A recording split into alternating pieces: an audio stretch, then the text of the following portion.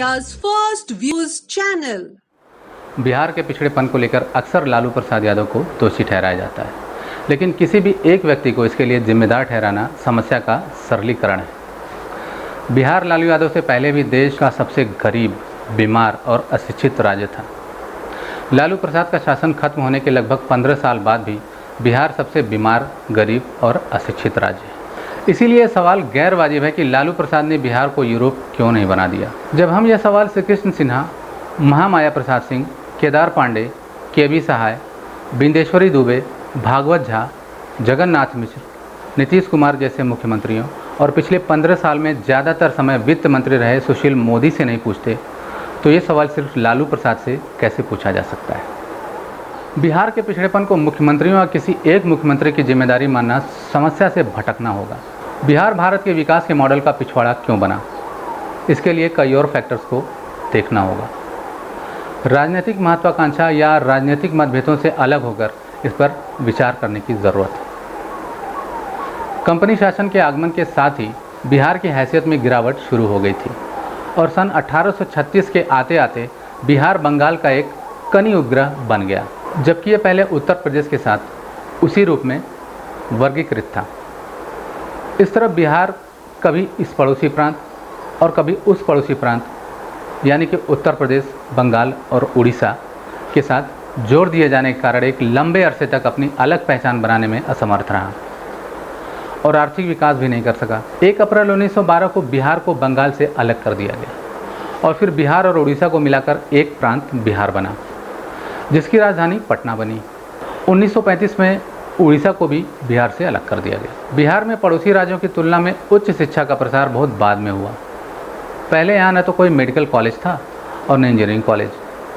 बिहार के अलग प्रांत बनने के पहले शिक्षा के लिए निर्धारित निधि या अनुदान का अधिकांश भाग बंगाल के पल्ले में पड़ जाता था। अंग्रेजी शासनकाल के विश्वविद्यालयों की स्थापना के इतिहास में भी यह मालूम होता है कि प्रमुख पड़ोसी राज्यों की तुलना में कई दशक के बाद बिहार के प्रथम विश्वविद्यालय पटना विश्वविद्यालय की स्थापना हुई। इन लंबे अंतराल के कारण बिहार की 2-3 पीढ़ियां देश के बहुत ही निर्णायक दौर में उच्च शिक्षा के अर्जन में पीछे रह गईं।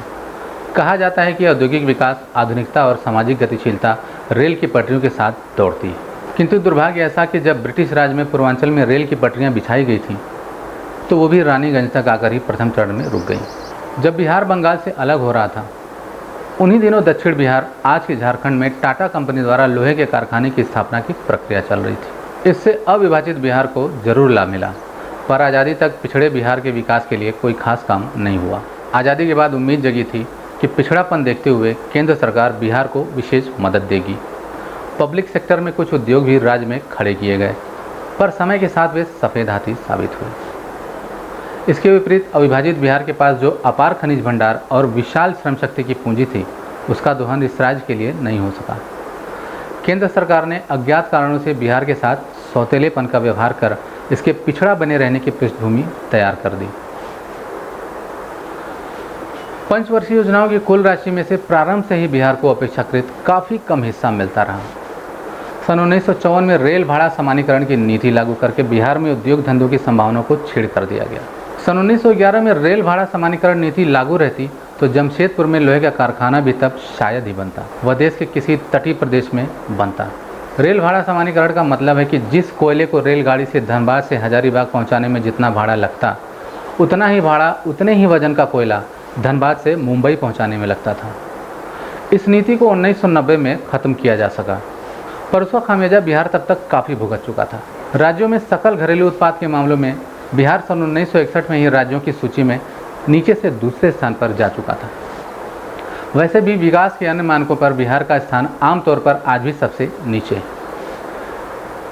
आप एक उदाहरण से अंदाज़ा लगा सकते हैं कि रेल भाड़ा समानीकरण कानून के कारण बिहार को कितना नुकसान उठाना पड़ा। सिर्फ इस्पात को लेकर बिहार को 1 लाख करोड़ रुपए का नुकसान हुआ। यदि नुकसान में कोयले तथा अन्य खनिज पदार्थों के बाहर जाने के कारण को जोड़ दिया जाए तो उस घाटे की विशालता का अनुमान आसानी से नहीं लगाया जा सकता। दूसरा महत्वपूर्ण कारण है प्राकृतिक आपदा। उत्तर बिहार में बाढ़ और मध्य बिहार में सूखे के प्रकोप के कारण भी बिहार का विकास नहीं हो सका। भाखड़ा नांगल योजना को प्राथमिकता दी गई, पर कोसी योजना के लिए कहा गया कि वहां श्रमदान से बांध का निर्माण कराया जाए। प्रथम पंचवर्षीय योजना काल से ही बिहार में न्यूनतम केंद्रीय निवेश हुआ। बताया जाता है कि इसके राजनीतिक कारण भी थे, जैसे कि श्री बाबू। अगर वो बिहार का विकास कर देते तो नेहरू को टक्कर दे सकते थे। ललित नारायण मिश्रा प्रधानमंत्री मटेरियल थे, लेकिन उनकी हत्या कर दी गई। इस तरह के अन्य कारणों से बिहार बीमारू राज्यों की कतार में शामिल हो गया। हाल के वर्षों में स्थिति में थोड़ा सुधार जरूर हुआ है, पर इसे राष्ट्रीय औसत तक पहुंचने में दशक लग जाएंगे। जनसंख्या विस्फोट राज्य के पिछड़ेपन, दरिद्रता का एक और महत्वपूर्ण कारण है। इस पर नियंत्रण नहीं किया गया तो स्थिति उत्तर बदतर होती जाएगी। बिहार में आज भी गांव गंवई, खासतौर दलित समाज से शिक्षा कोसों दूर है।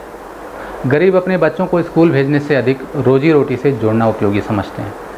दोपहर के भोजन के नाम पर गांव में बच्चों का विद्यालयों में नामांकन अवश्य करा दिया गया है, परंतु बच्चे स्कूलों में पढ़ने के बजाय महज खाद्यान्न वितरण के दिन ही जाते हैं। स्त्री शिक्षा की स्थिति यह है कि दलित समाज में साक्षरता सबकी भी जानकारी स्त्रियों में नहीं है। कृषि प्रधान इस राज्य की 80% आबादी की रोजी रोटी का आधार खेती है, परंतु दुर्भाग्यता की बात है कि यहाँ के किसानों को व्यापारियों तथा उद्योगपतियों की मर्जी से जीना पड़ता है। ठीक खेती के समय बाजार से खाद, बीज, कीटनाशक, डीजल आदि गायब हो जाते हैं। किसानों को महंगी कीमत पर काले बाजार से उन्हें खरीदना पड़ता है। इतना ही नहीं, खाद, बीज, कीटनाशक आदि की नकली आपूर्ति की जाती है तथा डीजल में मिलावट की जाती है।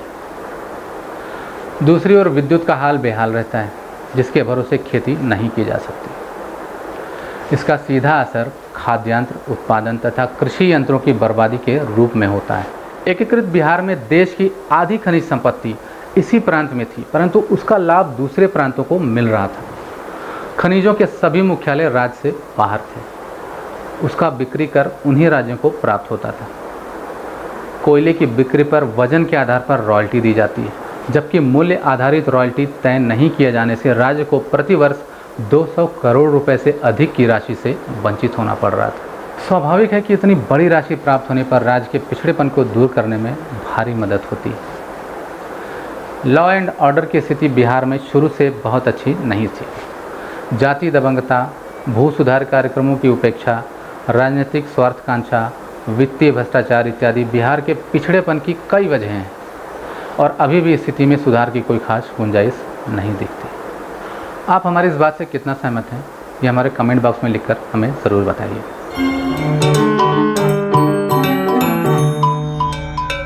India's first views channel.